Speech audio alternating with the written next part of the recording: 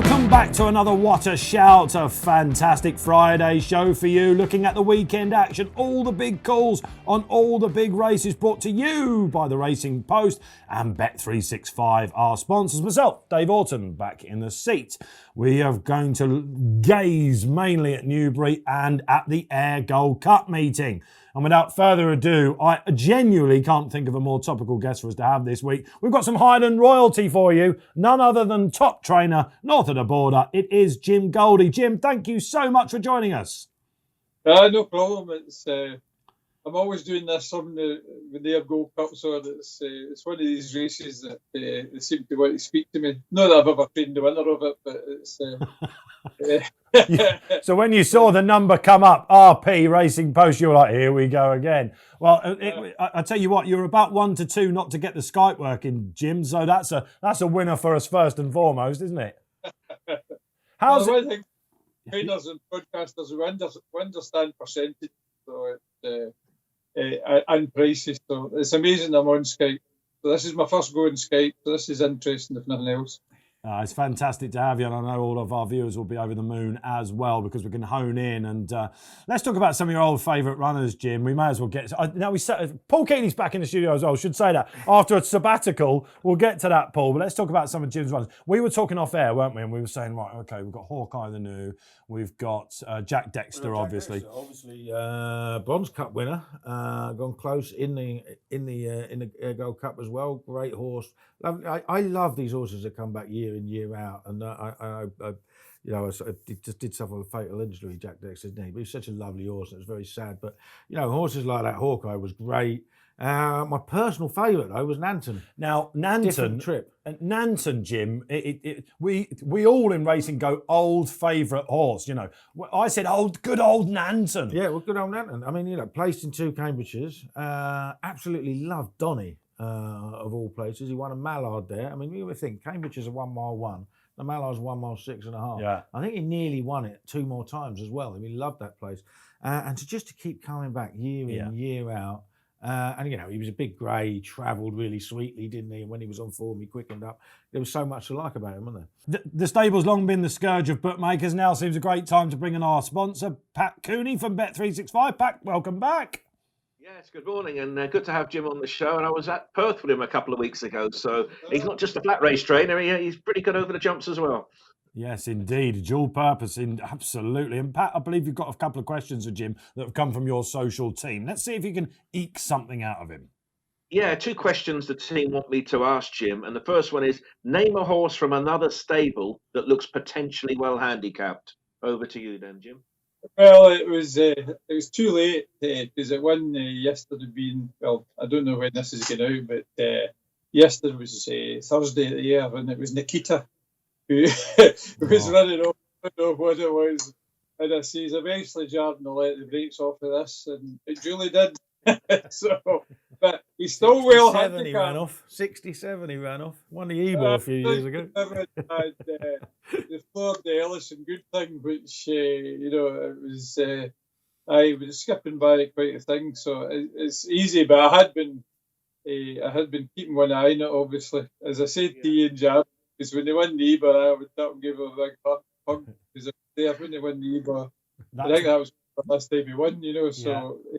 He's a horse of a lifetime, but it's good to see him back. Yeah, that's one of those annoying sleepers, wasn't it? For all of us out there that back the runner up, supposed good thing of Brian Elliott's caught me out on paper. Watch back that race. Nikita could well go on and win a couple then, couldn't he? Oh, these sleepers, they do bounce back. He could probably win a lot because he did win quite easy yesterday, and that was, for that class of race, it was quite competitive. So I would imagine he's going to go in and climb the handicap again. I wouldn't suppose we'll see him in an Ebor again or any Melbourne Cup, but I thought that was. I had one eye on it because I knew there would be a day in it because Scobie, as Ian Jordan's known as, he wouldn't be still training if he didn't think he would get a tune out of it eventually. So it was good to see you back, and obviously Paul, who you can vouch for him. He'd stayed on it most of the time, and I thought, well, he's not riding it because he thinks it's in the past tense anyway. So no, I would imagine he'll go in and win a few. Still counting the cost of that one anyway. Okay, so just when you thought Jim Goldie was going to bat one off, Pat, well, quite the opposite of that. Come on then, round two. Yeah, the second question for Jim is if he could train any horse in training, let's say flat or jumps, who would it be and why? It's pretty easy. Tiger Roll. Really got there, maybe. Cha-ching. But it's like, for allegedly flat trainer, but when I was growing up, I don't know if this is with off or not, but I'm not hearing you, but I'll keep talking. But when I was growing up, the Grand National was the race. I'm from a hunting and pointing and background, so I go back to Nick Oliver and Freddie and horses like that. So, the Grand National is the race for me, and Tiger Roll is, to do what Red Drum did. Believe it or not, we used to run against Red Drum with a horse called Sikiyat many years ago. So, my history of the Grand National, I've never had a runner on it. We've managed to win the Grand Sefton twice with Endless Power and Lampion de Boss, but Tiger Roll would be just because to me, he's a legend. And obviously, I've got two very good authorised in Sir Chauvelin and Yukon Glen. So I like the breed, but he's a fantastic horse. Well, you're wondering why Jim Goldie's been in the game so long. Question A, he gave you something relatively interesting. Question B, we want something from another yard. He gives us Tiger Roll, the most valuable prize he can possibly get hold of. One day, Jim, one day. Let's have a look at what we've got coming up on the show for you then this weekend ahead. We will be, of course, paying tribute to the great man, Pat Smullen, coming up very shortly. An obituary there from us. And we'll then be looking at racing clues. We'll be looking at your big calls and all the big races. We are going to look to just the Silver Cup puzzle, and the Ayr Gold Cup as well. Kills will be giving you what he thinks is the likely winner there. We'll then be giving you our big shout every week and the naps as well. This week then, on Tuesday night, the racing world was rocked. International racing community took a seismic shock as well. They're waking up in Australia to the news, absolutely news all over the place, that we lost one of the legends of the turf on the flats indeed, Pat Smullen, at the age of 43 to pancreatic cancer. Pat was a 9-time Irish champion winning jockey, 25 Group 1s, 2 classics, who can forget Harzand in the 2016 Derby, and just as I had gone into racing, refused to bend for his boss, both for his boss, Dermot Weld, in 2003 as well. Pat's battle with cancer has been going on for a couple of years, and the work that he did to raise awareness of that, it was just over a year ago now, that he had that amazing Irish Champions weekend. We did the charity race of charity races and won the best part of basically 2.5 million euros for pancreatic cancer trials. A lot of awareness, a man with great dignity, and we're going to try and celebrate what Pat did in the saddle, basically memories that we have of him. A great family man as well. Francis Crowley, his wife, herself a classic trainer, and 3 children as well. He's left. We feel for you ever so much. And let's just talk now, Kills, about, first of all, the news. On Tuesday night, it was everywhere, wasn't it? And it is a shock. It's easy to say it. Yeah, I mean... But this genuinely was a huge shock. It's desperately sad, isn't it? Obviously, when someone who's in the public conscious when it comes to racing, as much as he was, and by all accounts, a legend in and out of the saddle. So, yeah, it is a shock. I suppose we all knew it was coming at some point, but, but it does hit you. Did you ever meet Pat? I never met him. I was there when Harzand won the Derby. And there was all rumours that morning when he might have taken a lame step. They're worried about whether they're going to run him or whatever. And he came out and ran, and he gave him a beautiful ride, and the horse actually won pretty comfortably, didn't he? Yeah. And but the one thing that strikes me about Pat Smullen more than anything else is he won the championship in Ireland 9 times while riding for his entire career against the most successful trainer in the world. I mean, that's a measure of how good he was. He took over at Dermot Wells at Rosewell, of course, from Mick Cannan, Anthony McCoy this week. So Anthony McCoy saying that was the hardest job he could have possibly done. You always look at people that try and take over, in big sports. Alex Ferguson springs to mind at Manchester United. They've not reproduced that, and he did it seamlessly, didn't he? He did, yeah. Yeah, and he was just class. And the biggest compliment I can pay him, I remember meeting him in around about 2001, 2002. And it was just when Refused to Bend was arriving on the scene, and Vinnie Rowe was around. Remember the Melbourne Cup? That's why he was so popular with the Australians. Never quite managed to get it over the line. Of course, he wasn't on Media Puzzle. That was Damien Oliver for Dermot Weld. But he travelled all over the world with Weld, and they took all these big prizes out. And the biggest compliment I could give him, Keels, is that it was embarrassing to me that he was a year younger than me. I just couldn't believe it. Having achieved that. And I remember meeting him at Cheltenham, of all places, in the Open meeting of 2002, I think it was. That's when it was. And it was after racing, and it was all big crack going on. He came in with his family and Ruby Walsh, and he was just a very, very pleasant chap. Yeah. Well, I mean, like a lot of the top Irishmen in this sport, they have a lot of time for pretty much everyone. You know what I mean? They will stop and talk to you. Like, you know what I mean? Just genuine. By all accounts, a lovely man. I never got the pleasure of meeting him, but you'd never find anyone say a word against him. And the way he wore his illness was like something we'll never see again. Jim Goldie, let's go to you. Never rode for you, Pat, did he? But he must have come up against him quite a few times.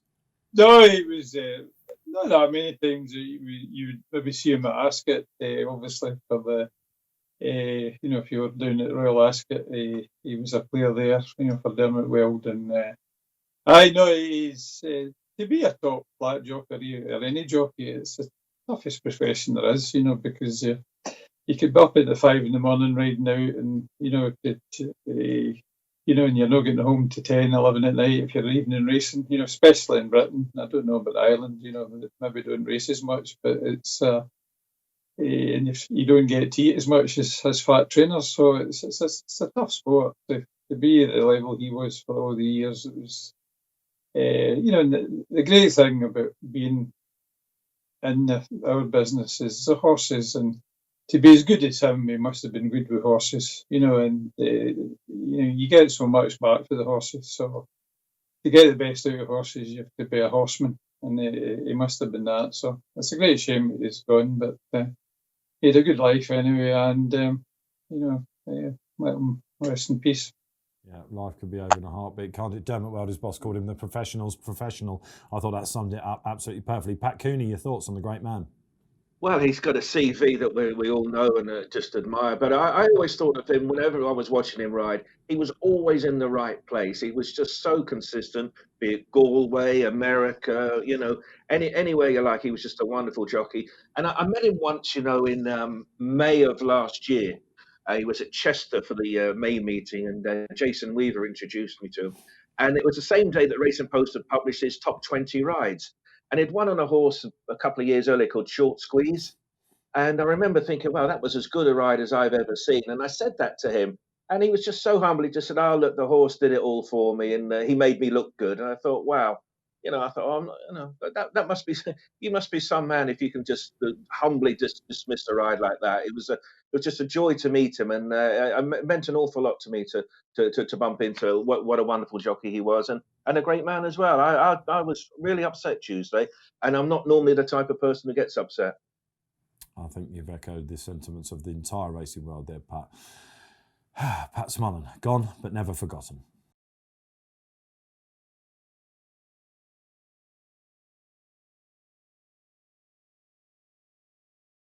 Okay then, let's move on with some racing clues for you. What a weekend it was last weekend. And I guess, Kills, we've got to start with the St. Leger. Goodness gracious me. Forget the form of the race, and I will get your take on that. And if you thought maybe one of the beaten horses might go on to be one of the betters, all that sort of thing. The story of that race. If you think back to when Tom Marquand lost that ride on English King. Poor old Shane Cross, asymptomatic, tests positive for COVID-19 on the Friday. They scramble around to find a jockey. Just turns out that the probably champion jockey elect in the next couple of years is available. He picks up the ride. If you could go back now at the start of this weird, truncated, crazy season we're having and tell Tom when he was so disappointed to lose the ride in the Derby, in which he finished ahead of English King on Khalifa Sat from different connections, what could have happened? Unbelievable, this game, isn't it? Yeah, of course it is. Yeah, it's massive. And obviously the jockey who missed the ride as well has, he's got that pain to deal with. And, he said he was jumping up and down. Next minute he was crying, didn't he? It was an amazing race. I mean, the Leger, year in, year out, is a really, it's a fascinating race going into it. And it's always a fantastic race itself. And that was, there were 4 horses in with a serious chance. There were people talking about should Pile Driver have come wider in the straight because that's where they were coming. But I think that being a little bit harsh on a jockey with a horse that does hang to his left to ask him to come out to his right, what would he have done? I think he probably just ran out of stamina a little bit, but he's a very good horse, Pile Driver, isn't he? There's no doubt about it. Yeah. Is this the race that puts the 3-year-old middle distance horses a little bit more on the map? I think it does. Yeah, I felt like to that. a certain extent it does. Yeah, because they've been missing, but. Yeah, I mean, in the middle distance stayers, I suppose they are. But I think Pile Driver's a good 1.5 mile horse. Might even be a 1.2 mile horse as well. Could we see him going for something like a Coronation Cup or something like that? A Coronation Cup next year, but I don't know whether he wants. I don't know whether he wants Epsom. But I mean, I'd be tempted. I'd be tempted to either run him in the Arc, which I think they'd have to supplement for, or the Champion Stakes and give him a go at a 1.2 mile. And the winner. He obviously howders Ascot. I mean, the winner's going to be a stayer, isn't he? He's going to be a proper stayer. Looks it. Might be in the Melbourne Cup one day, probably not. Not this year, but we'll be in the staying races next year. You'd have thought. Let's talk about Stradivarius then. There was just happened to be a couple of trials on Arc trial weekend, shall we call it? There was no Niel. They mixed that into the Grand Prix de Paris. Mogul took that out. Stradivarius turned over by Anthony Van Dyke, the first Derby winner to win since Harzan and Pat Smullen in 2016. Yeah. Well, what about Stradivarius? They went slow. That was never going to suit him. He's only just been touched off over 1.5 miles by a horse who did win a Derby. No, he ain't a great Derby winner by any stretch of the imagination. But by the same token, that race did not suit Stradivarius. I mean, people poo-pooing him for getting beaten in a trial that was slowly run. It's a little bit wide of the mark for me. I mean, I wouldn't fancy him to win an Arc. I still think he's entitled to run in it. Yeah, you can see him going well in an Arc. I think to have a chance in the Arc, he's going to want soft ground. Yeah. We all know now that he does really handle soft ground, but he wants them to go hard. So he needs a strong run race. Now, if you get a 20-runner Arc, you're likely to get a strong run race. You don't always get a 20-runner Arc, though, do you? Because obviously when Raoul Link won it, there was only 8, I think. You know what I mean? So we'll have to wait and see. There were some bubbles bursting, weren't there, all over the place on Sunday. We'll come back to the Curragh. But Jim, I want to talk to you about Gaiath's defeat in the Irish Champion Stakes, albeit up against one of the best mares we've seen in recent years in Magical. Did you see it coming? The betting sort of saw it coming. He drifted out a little bit, didn't he? And maybe wasn't on his A game going down. Was this a case of going into the well once too often? I think I don't think he lost any defeat. I think O'Brien had figured out how to beat him, and the wee sighter obviously at Yacht, and they had obviously studied videos of him, and they just sat at his girth and they never let him have a breather. And Magical was obviously getting the filly's allowance and came and did him, but. I remember did Australia not get beaten that race as well? And it's one of these races that you can get surprises. But I think the filly's very good, and I don't think that he lost any in defeat. Godolphin's horse, I think it was always going to be. They were always going to target him, weren't they? They were going to put a stalking horse in to do it. Or they thought Magical with the filly's allowance could sit on his girth and come and pounce, which he did. So no, it was a great race, But as Aidan O'Brien said, it's he did do it with tongue in cheek. It's good that they brought it across, because these races are about having good horses in it, and it made the race. So it was. But I don't think that the winner lost any in defeat. The second lost any in defeat. Yeah, I agree with that. I don't think he lost anything in defeat either. I think we get spoilt every now and again by horses that, you get your Enabled, your Sea Stars, your 1. It's actually incredibly rare that a horse goes through a whole season running in all the top Group 1 races and wins them. Yeah. And what he's done this season is he's done a fair bit of winning. Yeah. And he's looked really good, and then he's come up. I think it was that keep that level of form going are absolute superstars. I think it was fantastic for the game. When you get into racing, you watch back all these old videos and you see these sires that from watching all your breeding running against each other, and it's amazing how many of the top ones get beat. Yeah. And Gaiath, like I say, Magical just brought it to the party, didn't she? The comment for me that really stood out was Shamie Heffen after the race saying, "Superstars disappoint you on the track," and he was talking about Magical. And he said, I don't think she's ever shown her best on the track. She's won 7 Group 1s. Yeah. Unbelievable things. So where do we go with both of them? Just quickly, Keels. Gaiath, not so sure now. I mean, I don't, because they're thinking, well, we've got beat. what should we do? Like, I mean, you could go Arc, you could go Champion Stakes. I don't know. It's up to them. I wouldn't know where to go. I thought he'd win the Arc. As I said, like, what I mean. Just because he's had an off day, we still think about him as a horse who'll crumble under a bit of pressure, don't we? Which is a bit unfair on what he's done this season. Magical, where will she go? Champion Stakes again? Champion Maybe Stakes. have another crack at the Arc, do a found? Well, she could go in both. She did last year, didn't she? Well, why not? Yeah, she's proper tough, and what a decision to keep her in training. Pat Cooney, let's look at the Curragh on Sunday. A couple of real standout performances. Glass Slippers, that was superb, wasn't it? For a friend of the show, Kevin Ryan, he told us a couple of weeks ago that she would probably win the Flying Five. She came up trumps for the Ryan Yard. And Thunder Moon, my goodness gracious me, we have got a proper one there, haven't we? Shale 2. What did the classic markets make of last Sunday?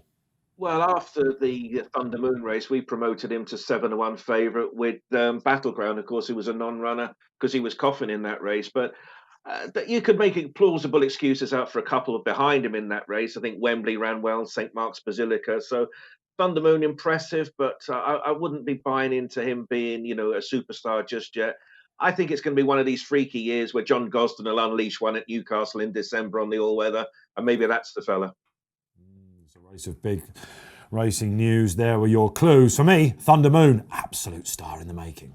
If you've not signed up for our sponsors Bet365, now's the chance. We've got a referral code, SHOUT365. You can get £5 minimum deposit for up to £100 bet credits. Terms and conditions, they do apply. Right then, let's turn our gaze towards the Ayr Gold Cup meeting, and the first race we're going to preview for you is the 155, the Dune Side Cup. Really classy edition of this race. Why? Because Adabe makes the journey up there. Long time since they had a horse this classy. Back-to-back Grade 1 winner in Australia earlier in the lockdown. Huge story that was. Can he do it? Yeah, absolutely. I mean, he's second to Lord North in the Prince of Wales on his return at Royal Ascot. Hasn't been seen since. Goes well fresh. Hasn't been out the first two since March last year, so that's like 16 months. Will they run him? First to second. Because what's the weather doing up there? I mean, Well, it doesn't matter. It's going to be on the soft side. That's Is what he it? wants. Yeah. Okay. Yeah. I mean, Thursday was slow, proper slow. They said good to soft in places. I don't know where the good to soft places were. Right. They I was expecting it to be good ground when I was previewing the meeting for the weekend on Monday because we just had sun. Exactly. But they said, the club of course said having very heavy dews every morning, and it's just keeping the moisture in the ground. And it was slow and sticky. It'll be dead at best, so it'll be right up his alley. He's got a Group 1 penalty, £7. Takes some carrying, but he does have the class, and he's a worthy fav. Okay, so one trainer that will be hoping to topple Adabe is the man we have on the show, Jim Goldie. I guess we can call him. Can we call him your stable star now, Hugh and Glenn, after that fantastic old Borough Cup success?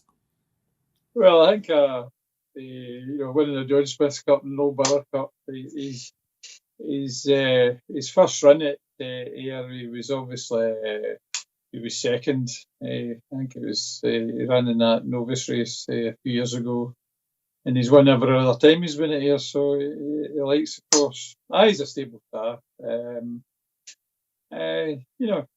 ran the Group 1 behind Stradivarius at Goodwood, and he used to be Simcock, now Balding horse. He's won twice. Won the Doncaster Cup last week. Is it the Spanish, whatever it is? Anyway, Spanish Mister.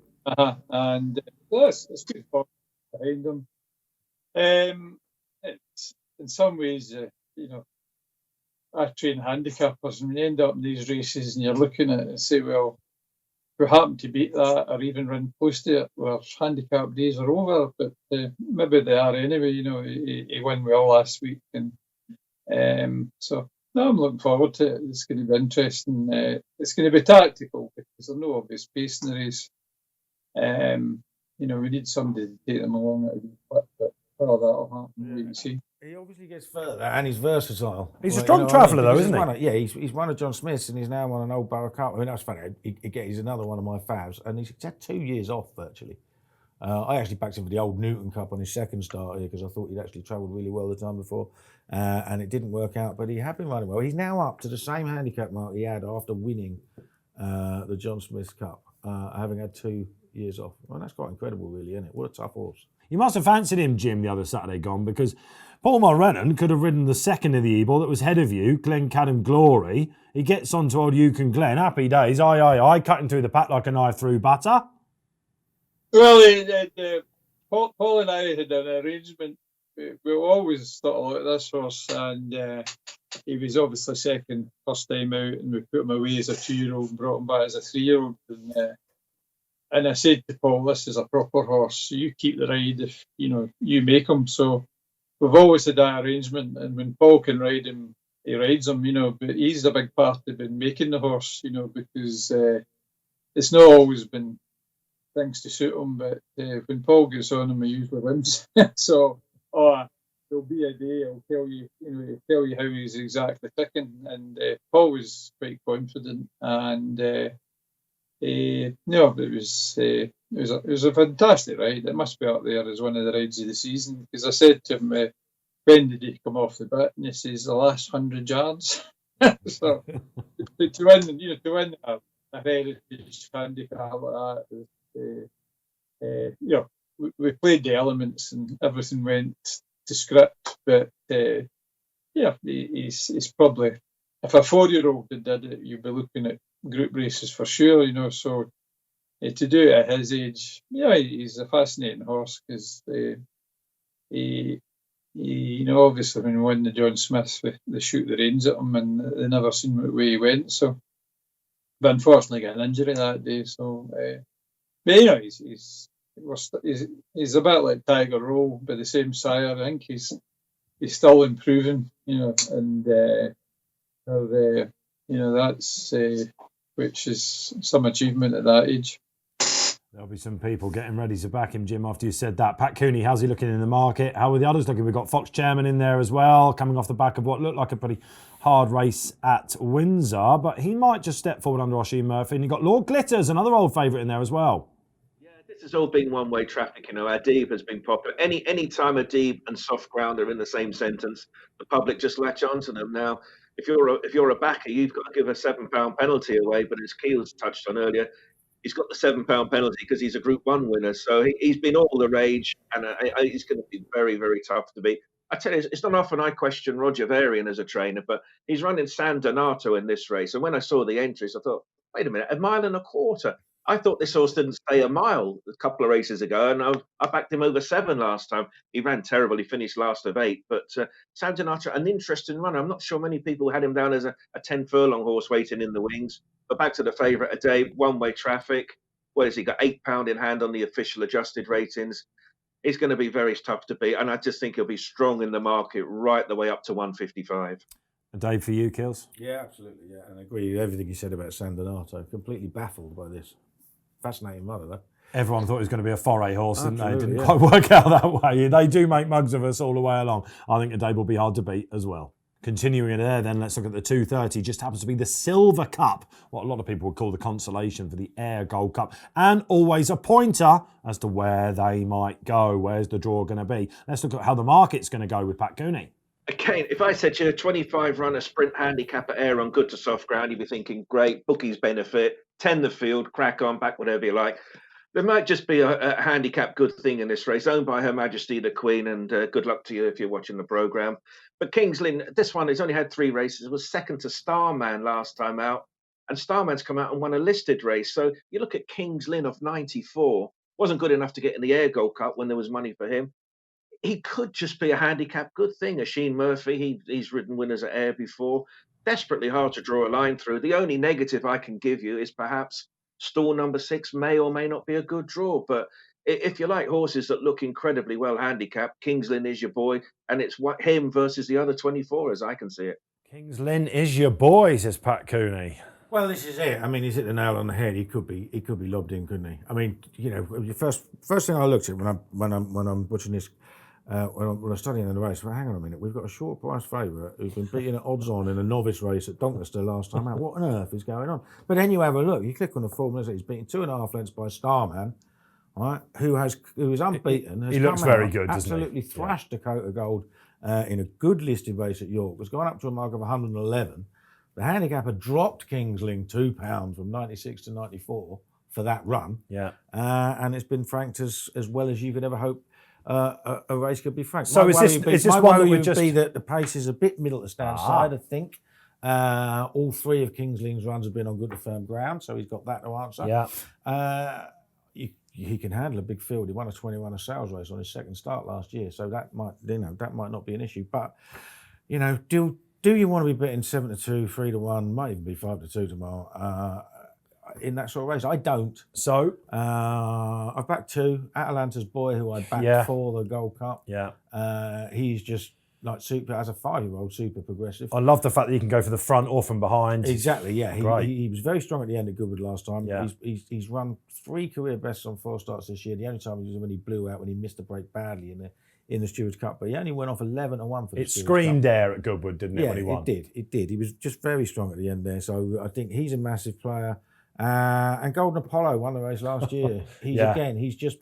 he hasn't quite been up to that level, and he's still £5 higher than when he won it last year. But he is better than this on his day, though. I think. Yeah, but he's been running better than his finishing position. He has no sort of running the Great St Wilfrid. He was only beaten 3 lengths, and he was only beaten 2 lengths at Ascot last time. Yes, I think Rathbone has got claims from that race as well. Oh, man, we were all over that here in the studio, and I watched that back, and the one that caught my eye, with Ayr in mind, was Golden Apollo. So I'm afraid to say I'm pretty much going the same way as you. Atlanta's Boy and indeed Golden Apollo, I think they're going to go really well. Jim Goldie, have you got a runner for us in the Silver Gold Cup that's going to go close? Well, it's interesting. It probably wasn't expecting that. Is an interesting horse. He ran a good few times in Newcastle last year, and I was always greatly surprised to back it into even money to beat Be Proud, and if anybody knows how good Be Proud is at Newcastle, and I thought this must be all right, and he's managed to, he's up to 92 now, progressive, first running turf. Who knows? It may be he's just an all-weather horse, but they must have been showing something at home when they're backing it even money to Be Proud. We ran second to him, but he wouldn't win by his ideas if we're standing still. So he's a good horse. Whether he'll bring his all-weather form to, the turf is to be seen, but he's in there. And the Starman form is first class. The only negative I would say could be draw. Be Proud ran yesterday, and I didn't think he beat. And I said to the owners, it may be the draw beat him. And when he watched Graham Lee, he ran right up the middle, and he came and did us. And we won more side quite the thing. So draw is a factor in these big sprints, and but I would say that Kings Lynn's probably the Ocean Murphy on it is should call the beaten. He's a worthy favourite. You weren't alone in thinking Be Proud was going to win on Thursday as well, Jim. No. He's just one of those, isn't he? He ran his race and something came and did him. Okay, so listen, that's the Silver Gold Cup. A bit of clues for you with a big one in mind. So, big calls in the studio then. Something tells me it's about to get heated in the studio. I'll go first if you don't mind. Hugh Bowman last weekend in Australia. One of the most famous riders in the world because of Winks, of course, down there. Absolutely celebrated all over the place. It's not been Hugh's year. He's just come back from a big suspension, causing carnage on the racecourse. And he comes back and his first ride, Keels, was on a horse called Farnan in a group race. And it was all, he did an interview beforehand. If you sign your jockey's license in Sydney, New South Wales, or Victoria, Melbourne, part of your contract is you've got to speak to the cameras. And he had to come on and do a piece, but it's part of the game now over there. They're used to it. He came out and he said, I'm very, very confident this has been working really, really well. Pretty much said, I'm delighted to be back, and this has happened, that has happened. He goes out on the track. If you haven't seen it, watch it back. I mean, sectional timings over there are huge, aren't they? He broke sub 10-second furlongs for the first couple. He didn't do anything to slow the race. He set it up for the closers, and the horse understandably fell in the hole. Now, punters were going absolutely mental. A couple of weeks ago, Anne Duffield had a horse beaten at Newcastle called Arnold. Royston French got the ride wrong. You'd rather be called a net, wouldn't you, than a crook? But our stewards did nothing about it whatsoever. And social media went absolutely crazy. Hugh Bowman's now been suspended for 20 meetings. 20 meetings for a horse that was favourite and led all the way. Right. The stewarding needs to get in. The stewarding in this country needs to get better. What happens if that horse had won by 10 lengths, would they have suspended all the other jockeys for 20 meetings? Well, that's You know, I mean, you've got to watch it, Kills. The guy, it was, you thought you were watching someone who's been on the race course for the first time. That might have been a standout case, okay? But what about Serpentine winning the Derby? Should we have banned all the other jockeys? But that happens in jump racing, doesn't it, all the time? If something goes clear. You can't do it. Look, right? You drive your car, right? You go 34 mile an hour. Don't talk to me about that this morning. No, true. You drive your car, you go 30, let's say go 30 mile an hour, and I'll go 32 mile an hour. In a minute, that's about 10 lengths, right? You can't tell you're going 30 and I'm going 32. But You've Kills, got no idea. My big call is that the stewards don't look into horses to get an explanation of what happened. The social media at the moment, they absolutely crucified everyone. A lot of the time, you can see what happened. You can see when a horse can't get a run. Like, I do believe they should look more into horses, more into the way the races are run, and talk to jockeys more, definitely. But I don't think we should have archaic punish. No, listen, 20 meetings is extremely severe, but that's what they're like down there. They're a completely different contrast to us. But it's outrageous and wrong. The fact that there's no panel, there's no medium between trainers, jockeys, and punters, if you like, and bookmakers, and with Twitter allowed to do what it's at the moment, something has got to change. Well, you've got to remember that British racing is basically funded by people who lose money betting on it. That's where most pocket of the money talkers. comes from. But if you didn't know this Arnold ride in particular, the gap was there. It was about 4 big. He decided not to do it. Why? Because the instructions were to lead on the line. If you actually look at the horse, his runs in the form book, led on the line, his last 2 wins. One man that will definitely have an opinion on this, Jim Goldie. What do you think at the moment? Jim, you just think you should be able to tell a good and a bad ride at the minute?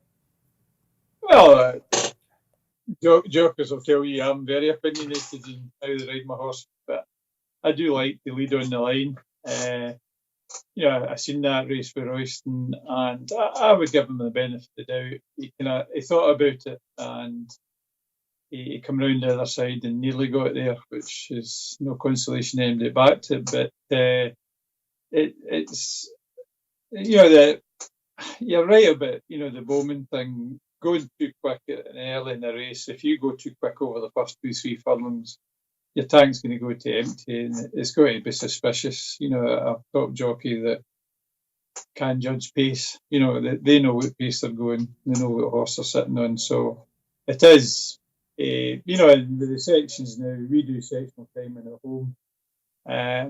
So I know roughly what my horse is capable of doing on my gallop, and and how to ride them accordingly.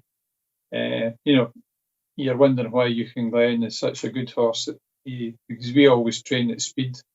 Because we will work the horses over 3-4 furlongs, but we'll time them over 3. And Euchen Glen's still doing the same sectional times he was doing as a 3 and 4-year-old.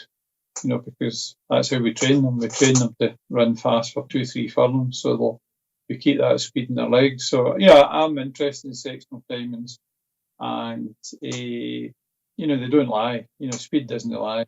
Sectional timings would have helped us over here, absolutely, and they certainly didn't help Hugh Bowman down there. Okay, look, that got slightly heated. I've got it off my chest. The stewarding, I think, just needs to meet somewhere in the middle. Kills, a big shout for us. Yeah, I mean, we're just talking about racing and crowds. I mean, the Irish government have just crucified Irish racing, haven't they? I mean, what are they doing? 500 max for 6 months. All right, how many racetracks are going to be left? I mean, there's a worry over here too. We are almost certainly going to lose some racetracks. The longer this goes on, and the longer it goes on, the more we'll lose it. Newton Abbott springs to mind, doesn't it? There is safe social distancing possible. Kids are being sent back to school. People are going back to work. I got on a fairly busy train this morning, and I was first thing. I was on the 6:07 from my home. We can't bury our heads in the sand forever. There isn't going to be a vaccine for a year. Right? World economy cannot cope. Right? We've got to get back to it. And okay, you might say leisure is the last thing of importance, but it's not only that. The industry supports so many people. Yeah. And the Irish government has crucified Irish racing. That's the big thing. 2 owners per horse allowed back there on Monday. Pilot scheme at Warwick on Monday as well. 1,000 going in. Fingers crossed for that. Pat Cooney gives a quick big shout. Well, earlier in the week, I was amazed to see that Zoe Ball was handed a £1 million salary increase by the BBC. This, despite her radio show actually losing listeners. I found that absolutely incredible. This is a racing show. Well, on the, I just want to get it off my chest. That's all. Having been I live in such a bubble. I didn't even know she worked for the BBC. She's gained me as a listener this year, Pat. I mean, what's the problem? Well, a £1 million bonus. Anyway, I was delighted to see at Doncaster last week Ray Dawson, who's probably riding exceptionally well, and he rode 2 winners there. And I thought, wow, he's a jockey with a great talent and a great career, albeit, with luck. And then I was reading the Racing Post today. He's had alcohol issues in the past, and I think it's all credit to all the people involved in the game, the Jockeys Association and so forth, who have looked after people like Ray Dawson, Kieran Schumacher, and so on. So these fellas, they can come through. It's a tough old game, as Jim will testify to. So to see Ray Dawson riding at the top of his game when he could have just been disappeared from the sport, I thought was excellent. And he had a great Doncaster, and I wouldn't have any problem backing any of his horses, that's for sure. Oh, I can second that. He's absolutely superb riding out there. Pat Cooney, I said it before, he ain't no loony. Right, then 325, let's go down to Newbury. Great card down there, as ever, supporting Ayr, and it is the Mill Reef Stakes. Now, Gills, over the years, this has been one of the likes of Harry Angel. There's usually a hot pot in it, isn't it? To my eyes, it looks like a deeper edition, but we have a strong fav. We have a strong fav, and the market is retaining or still going for gossip over proven form with 5,001. Now, when 5,001 made his debut and got beat by Bahrain Pride, who's in the race, there was talk that this is the best 2-year-old in Andrew Baldwin's yard, better than Tactical. So he's very strong. Bahrain Pride beat it. Bahrain Pride came out one very easily at Whippen next time as well. And is more than twice the price to uphold the form. To me, that's just wrong. Would have been fancy for the middle park in some quarters. Yeah, exactly. Would have been. And then you've got Rhythm Master, who ran an absolute blinder at Deauville. Behind Campanelle. On only its second start. This is a much tighter heat than the betting suggests. I think Bahrain Pride is the wrong price. And I agree with that, Bahrain Pride all the way, despite the fact he looked like a bit of a monster up at Newcastle, 5,001. And SDS, Sylvester de Souza, he skipped here to go there. Jim Goldie, do you like one in the Mill Reef? Having a bit quick study up there. Having a mug up. I don't train a lot of 2-year-olds. I'll be an interesting race, obviously. You learn a lot after the fact. But Baldwin's horses are running well. He's obviously named after his dad's horse, Mill Reef. So de Souza stayed up there instead of trying to win the Ayr Gold Cup. So that's maybe a clue in itself. So I would think 5,000 to 1. And de Souza, the fact that he's, rather than riding the Portland winner at Ayr, he's staying down there. That's a tip in itself. Keep it simple, says the man in the know. Looking at his phone, he just thought, this just wins, doesn't it? Pat Cooney, the market's been strong on this chap. Yeah, he has been strong. I'd be hard pushed to convince myself that he is a worthy favourite, though. It's as Gill said, it's on reputation, visually impressive, yes, but I couldn't point to anything in the form book and say this should be favourite for the Mill Reef. Rhythm Master, I think, should be favourite. He was third in a Group 1 race. This is a Group 2, so albeit it was on different ground he's run against, but this is good ground at Newbury. He might even be better, but it's a deep old race. Bahrain Pride. Alchema is a big old price for Marcus Tregonin. 5,001. Maybe he can win, but his price wouldn't thrill me. I think Rhythm Master should be favourite, and he would be my selection. We're speeding up here on the show, and can we see another top sprinter in the making in the Mill Reef? 340, time for one of the biggest betting races of the entire year. Flat or jumps, anywhere, any sport, is the Ayr Gold Cup itself. What a field we have. Before we go and see what the panel thinks is going to win it, let's get the current favourite with Pat Cooney. Yeah, at the moment, it's joint favourites, Mr. Lupton and Nahar. Now, Mr. Lupton, of course, won the big race at the Curragh over the weekend. Nahar was 9th in the Stewards' Cup, won 3-1. So, you can back him at a much bigger price. So he wasn't beaten too far. This is in the impossible trade, this one, I think, though. I've actually fancied a horse called Barbill of Mick Shannon's, who ran okay after a slow start in the Portland a week ago. This is the sort of race where anything goes in this race. I think most of those at the top of the market are middle to high. So an awful lot depends what happens in the Silver Cup earlier on in the day. So keep an eye on that. But wide open race. Well, I don't doubt it'll be any shorter than 8 the field. Wow, no, shorter than 8 the field. Okay, now just a quick word with you about this before I go to before we talk about Mr. Lupton. But I did a few stats on his number crunching. I think 9 of the last 10 have carried a mark of 100 or over. There's not actually that many in the race, are there? I think it's down to exactly. Well, you've got a case that the money is the prize money is significantly lower this year because of COVID. So it's not as strong a race. I mean, we talked about Atalanta's boy who's in the Ayr Silver Cup. He got into the Stewards Cup off a mark in the 80s, which is like unheard of, and it's because the money isn't as good. So you're going to have to throw some trends out the window, or at least treat them with a little bit of caution. Mr. Lupton. Mr. Lupton, yes, an old fav of mine. For people that don't know, this year has been a year. There's been a formula this year. If you've been jumping on horses that Keels has jumped off, Quincy. Yeah. Well, I was going to say, because Pat, I think you ought to double your bet, because Barbell was the very last one off my shortlist. Max. Fair enough. Yeah. So it has been one of those, and yes, I've backed Mr. Lupton a million times. I was fortunate. I had 2 weeks off. And I thought I just started coming back into form just at the end, and I was like, "This is really annoying." You actually didn't watch any racing, did you? Bad form, but I thought no, I'm gonna do what I said. I'm not gonna watch any racing at all, and I didn't watch any until the weekend. When I got back, which is when he won, and I backed Mr. Lupton just because he was running. I hope fairy tale ending on that project. Hopefully, I'm in a bit of form. Who wins the Ayr Gold Cup? I backed 2 for this. I think history tells you that when the going is riding tacky, softish, you need a horse that gets further than 6 furlongs. Yeah, you get your likes of your Al Jonathans, your Captain Ramius, and that sort. They all had top form in handicaps over further. So another bat is one for me. Now he won. He went to David Barron. I think he's on his 4th trainer now. Went to David Barron with a mark of 93, having been 108. He ran at the Curragh last week. On his debut for Barron, he beat Bossy Pop at Thirsk. First run over 6 furlongs for over a year, and his best run for more than a year as well. Then he ran. He was well supported at Leopardstown, but he went miles too quick, chasing a strong pace. I think the 1st, 3rd, and 4th were all in the last half dozen, turning for home. So I'm just going to rule that off. He was held up at Thirsk. He's got that back form. Like I said, he's only £3 higher than when he won at Thirsk. £10 lower than he once was. Yeah. So I think he's very interesting. And the other one I've backed is Wise Counsel, another one with plenty of form. He wants the cut. He wants a little bit of cut. He's got cheek pieces first time for Clive Cox. He's got a 21% strike rate first time cheek pieces, and has run some pretty decent races this year as well. Not so good last time, but the time before again dropped to 6 furlong for the first time in listed company at Goodwood. Ran really well, so I think I think there's a bit of pace around him too, and there'd be my 2 against the field in what is very, very hard race. I'm going to give Nahar another chance. I just think it was too bad to be true at Goodwood. Not every horse takes there, and he does stay a little bit further, and he's drawn with options around him. And I like Bielsa as well, who I think if you at the start of the season, if you'd have said one race, it was going to be perfect for him. They gave him a wind up before he turned back again at Haydock a couple of weeks ago. Spent some time with Adam Ryan that day when he won, and he just got the feeling there was a glint in the eye. And when they don't tell you about it, these trainers, you know this is the plan. So Bielsa and Nahar for me. Jim Goldie, you've never quite taken this race out. It must be on the want CV, but if you could train anyone to do it this year, who would it be?